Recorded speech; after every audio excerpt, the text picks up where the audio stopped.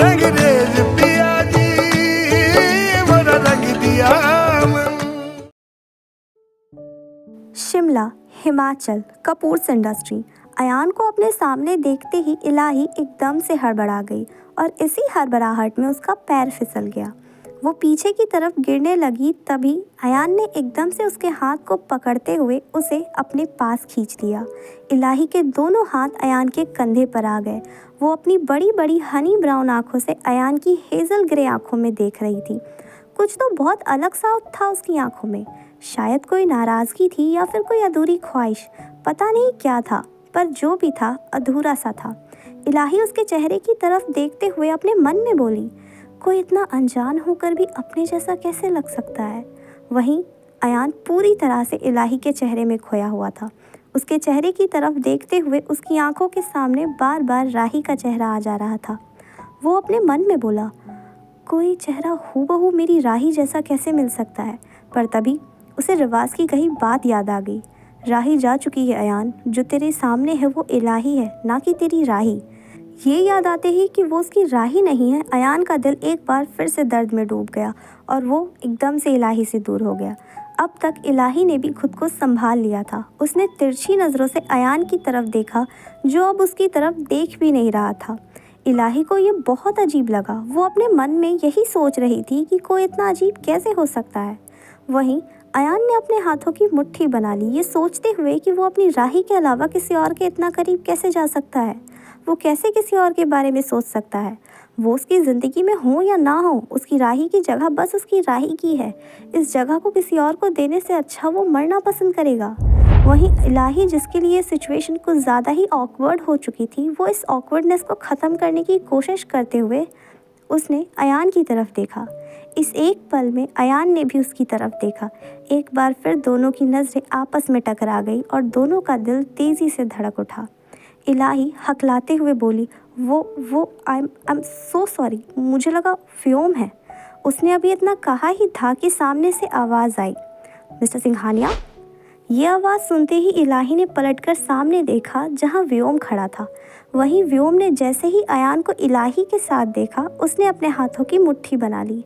पर तभी उसके दिमाग में कुछ आया और उसने इलाही को ऊपर से नीचे तक घूर कर देखा और फिर अयान को, जो अब भी एकटक इलाही को देखे जा रहा था। और उसे ऐसे देख व्योम के दिमाग में कुछ तो चल रहा था, कुछ बहुत खतरनाक। वो अयान के पास आया और बोला, मिस्टर सिंघानिया, अगर आपकी बात ख़त्म हो गई हो तो हम नीचे चलकर कॉन्ट्रैक्ट साइन कर लें। व्योम की आवाज़ सुनते ही अयान ने अपनी नज़रें इलाही के चेहरे से हटा ली और दूसरी तरफ देखते हुए बोला, we will discuss more about it later, I have some important work, now excuse me. ये बोलकर वो बिना व्योम की कोई बात सुने वहाँ से चला गया। वहीं उसके जाते ही व्योम ने अपने हाथों की मुट्ठी बना ली। तभी इलाही उसके पास आते हुए बोली, व्योम, मैं तुम्हारा ही वेट कर रही थी। ये कहते हुए उसने जैसे ही अपना हाथ व्योम के कंधे पर रखना चाहा कि व्योम ने एकदम से उसके हाथ को पकड़ा और उसकी पीठ से लगाते हुए बोला, मेरा वेट कर रही थी या फिर मिस्टर सिंघानिया को सिड्यूस करने की कोशिश कर रही थी।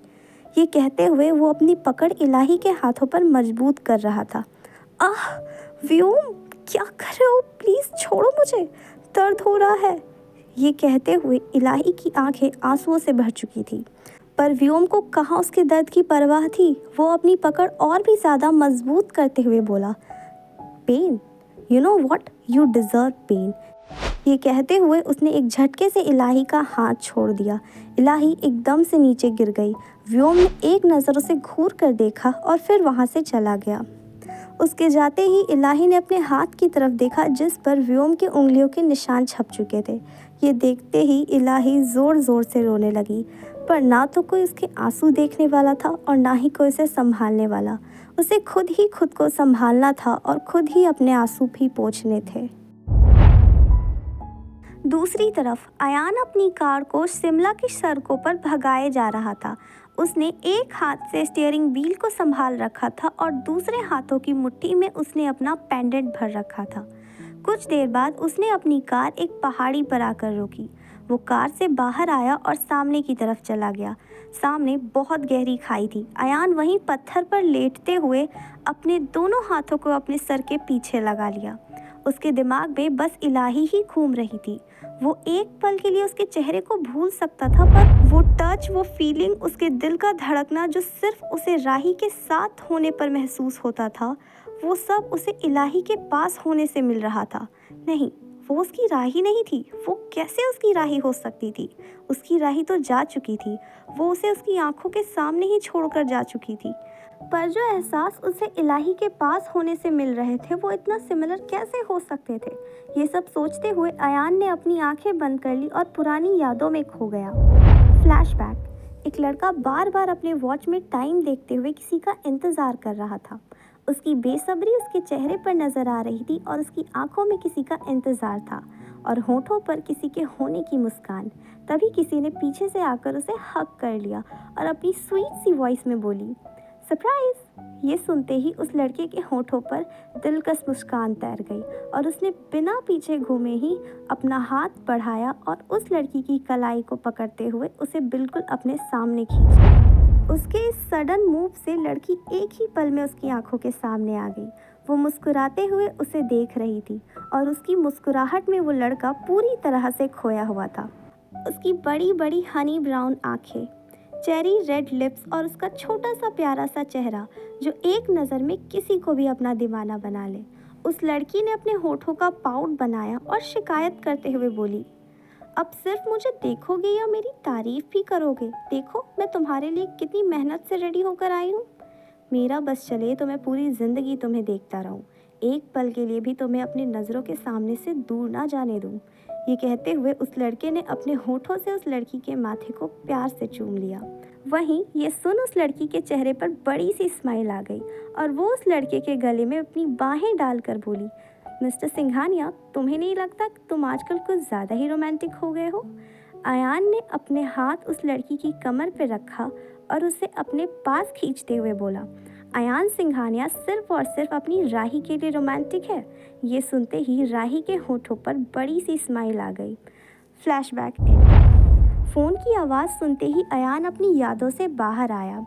उसने अपने फ़ोन की तरफ देखा तो रिवाज उसे कॉल कर रहा था।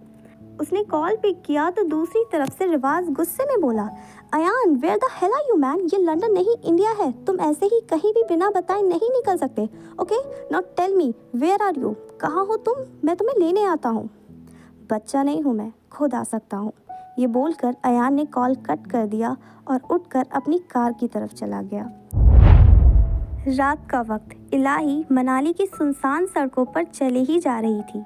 उसकी आंखें पूरी तरह से लाल हो रखी थी। वो कहाँ जा रही थी पता नहीं, वो कितनी देर से चले जा रही थी पता नहीं, वो बस चले ही जा रही थी। उसकी आंखों के सामने बार बार व्योम का बिहेवियर घूम रहा था जो बहुत ही ज़्यादा अजीब था। वो कहता था कि वो उससे प्यार करता है, पर ये कैसा प्यार था जो सिर्फ दर्द देना जानता था? वो दोनों पिछले 5 साल से रिलेशनशिप में थे, पर इन 5 सालों में एक भी पल ऐसा नहीं था जब वो दिल से खुश हुई हो। व्योम एब्यूसिव और सैडिज्म किस्म का इंसान था। उसे दूसरों को दर्द में देखकर मज़ा आता था, खासकर उसे इलाही को दर्द में देखकर मज़ा आता था। वो अपनी सेटिस्फैक्शन के लिए कभी कभी खुद इलाही को दर्द देता था और फिर खुद उसकी केयर करता था। वो बहुत अजीब था और उसने खुद ये बात इलाही के सामने एक्सेप्ट किया था कि उसे इलाही के दर्द से खुशी मिलती है। कभी कभी उसका दिल करता था कि वो ये सब छोड़कर यहाँ से दूर चली जाए, पर वो ये भी जानती थी कि वो व्योम से भाग नहीं सकती। उसकी ये ज़िंदगी व्योम की है, वो चाहे भी तो भी इस सच को झुठला नहीं सकती। इलाही अभी अपने ख्यालों में खोई हुई ही थी कि तभी एकदम से 2-3 बाइक उसके सामने आकर रुकी। अचानक से बाइक के सामने आने से इलाही 2-3 कदम पीछे हट गई। उसने सामने देखा जहां बाइक पर कुछ शराबी लड़के थे और वो जिन नज़रों से उसे घूर रहे थे वो इलाही को बहुत ही ज़्यादा डिस्गस्टिंग फील करवा रही थी। तभी उनमें से एक लड़का बाइक से उतरा और इलाही की तरफ अपने कदम बढ़ाते हुए बोला, मैडम जी, लगता है आपको अभी तक टैक्सी नहीं मिली। हमारे साथ आइए, छोड़ देते हैं आपको और रास्ते में थोड़ा एंजॉय भी कर लेंगे। क्या बोलते हो भाई लोग? नो थैंक्स, मुझे कोई हेल्प नहीं चाहिए। ये बोलकर इलाही उसकी साइड से होते हुए जाने लगी, पर तभी उस लड़के ने इलाही का हाथ पकड़ लिया और उसे रोकते हुए बोला, ऐसे कैसे हेल्प नहीं चाहिए? आपको नहीं चाहिए, पर हमें तो आपकी हेल्प करनी है। उसके ये कहते ही सारे लड़के बाइक से उतर गए और इलाही की तरफ एक एक करके बढ़ने लगे। इलाही का चेहरा डर से पीला पड़ चुका था। वो अपने कदम पीछे लेते हुए दूसरी तरफ भागने लगी। उसे भागता देख वो सारे लड़के भी पीछे भागने लगे। इधर इलाही भागते हुए बहुत दूर आ चुकी थी। उसने अपने सिर पर हाथ रखा, उसकी सांसें तेज चल रही थी।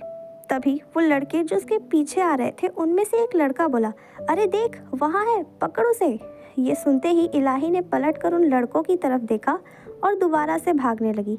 पर तभी अचानक से एक कार एकदम से उसके सामने आकर रुकी।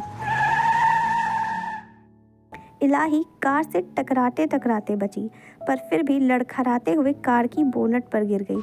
उसने सर उठाकर सामने देखा तो उसकी आंखें अयान की आंखों से जा मिली। व्योम के इतने ज़्यादा एब्यूसिव होने के बाद भी क्यों है इलाही व्योम के साथ, और क्या अयान करेगा इलाही की मदद? जानने के लिए सुनते रहिए समवन्स ड्रीम गर्ल। मेरी नस नस में बहे है, मेरी नस नस में बहे है, तुम ही दम बदम